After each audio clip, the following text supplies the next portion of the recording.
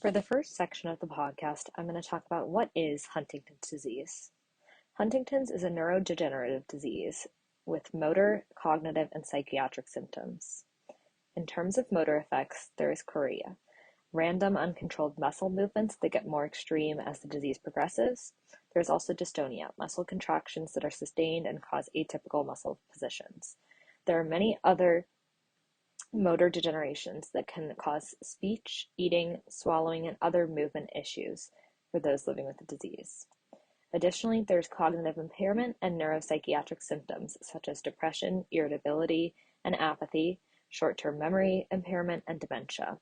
Ultimately, the symptoms are very degenerative for those living with the disease.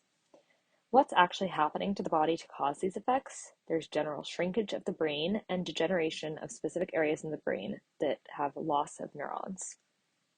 These are caused by buildup of the mutant Huntington protein that breaks into small toxic pieces and build up in neurons, altering their ability to properly function.